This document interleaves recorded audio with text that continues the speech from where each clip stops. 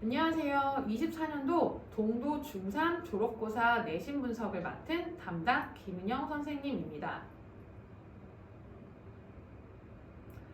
먼저 동도중 내신의 특징을 한번 같이 살펴보겠는데요. 전체 객관식 문제로 출제되었으며 총 25문제를 3.5점, 4점, 4.5점의 배점으로 출제하였습니다. 전체 문항의 절반 이상이 문법 문제로 출제되었고 시험 범위 내에 문법에 집중되어 출제되었으나 중3 과정에서 필수적으로 알아야 하는 문법 내용을 제대로 알고 있어야지만 답을 골라낼 수 있는 문제들이 다수 출제되어 있었습니다. 영영풀이에 관한 문제도 단순하게 풀이만을 알아야 풀 수 있는 문제가 아니라 풀이를 통해서 단어를 유추하고 유추한 단어를 본문에서 찾아서 답을 가려내야 하는 형태로 출제되었고 영영사전의 형태를 활용하여 해당 단어의 품사까지 제대로 알고 있어야지 풀 수 있는 문제로 출제되었습니다.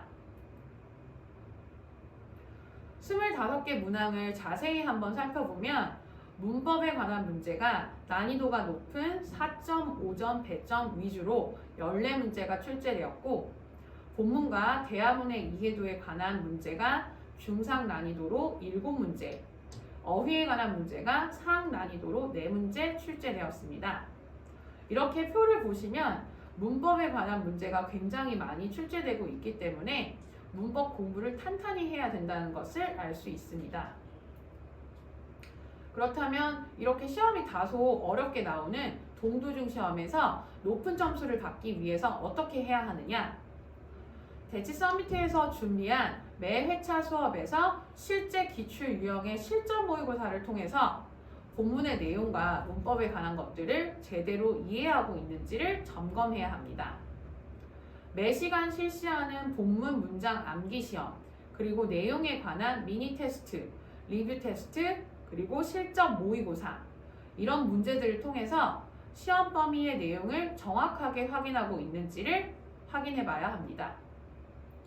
시험 범위의 문법 내용을 이해하고 기본적으로 중3이라면 반드시 알아야 하는 필수 문법들을 잘 정리하고 관련된 문제들을 풀어보고 문제풀이를 함으로써 여러 가지 유형의 문제들에 익숙해지는 시간을 가져야 합니다. 그렇다면 지금부터 실제로 동도중 시험에 출제된 문제를 같이 한번 살펴보겠습니다. 이 문제는 작년 24년도 2학기 졸업고사에 출제되었던 문제입니다. 당시 시험 범위에 가정법 과거 형태를 묻는 문제가 출제되었었고 본문에 나와 있는 특정 문장을 가정법 과거를 활용해서 옮겨 쓰는 형태로 출제되었습니다. 문제를 보시면 정답이 3번 좌우의 절들이 가정법 과거에 맞게 쓰여야 하기 때문에 과거 시제의 동사, 특히 비동사는 were 를 사용하고 오른쪽 주절 같은 경우는 조동사의 과거형 would에 동사 원형을 쓰는 형태가 나와야 한다는 것을 알 수 있습니다. 실제로 출제되었던 문제는 이 형식이었고요. 그리고 이 다음 슬라이드를 보시면 실전 모의고사 3차 시험에서 실제로 풀었던 문제입니다.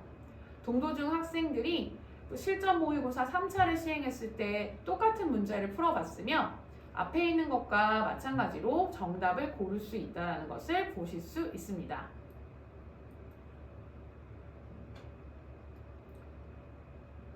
한 문제를 더 같이 한번 살펴보면 어법상 틀린 것의 개수를 묻는 문제인데요. 이 유형은 동도중 시험에서 핵심적으로 나오는 시험 문제이며 학생들이 문제를 풀 때 가장 어려워하는 유형이기도 합니다.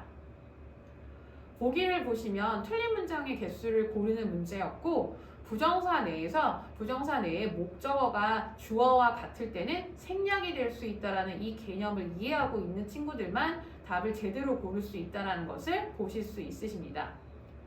그리고 이 당시 해당 시험 범위의 내용 중 의문사의 투부정사를 쓰는 명사적 용법에 관한 문제가 나왔었는데요. 전체적으로 모든 의문사를 사용할 수 있지만 Y는 투부정사와 함께 쓰이지 않는다라는 개념을 알고 있어야 틀린 것의 개수를 올바르게 고를 수 있는 문항이기도 합니다. 실제로 출제된 문제는 이런 식으로 나왔었고요. 시험 대비 필수 자료라고 해서 시험 대비를 시작하면 첫 시간에 받는 자료에 나와 있는 문제가 유사한 형태로 나온 것을 볼 수 있습니다. 왼쪽에 있는 문제는 앞에 있었던 부정사 문장과 똑같은 것을 활용해서 냈다는 것을 확인할 수 있고요. 오른쪽에 있는 문제는 의문사 형태에서 Y2가 등장하지 않는다는 것, 그 개념을 알고 있는지를 묻는 문제라는 것을 확인할 수 있습니다.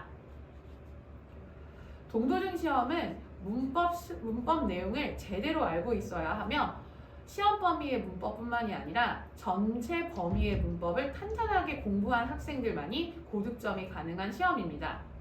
문법을 탄탄하게 공부하고 고등 영어 공부까지 이어서 등급을 잘 받으면서 목표하는 대학에 가고 싶다면 대치 서미트에서 영어 공부를 시작해 보세요.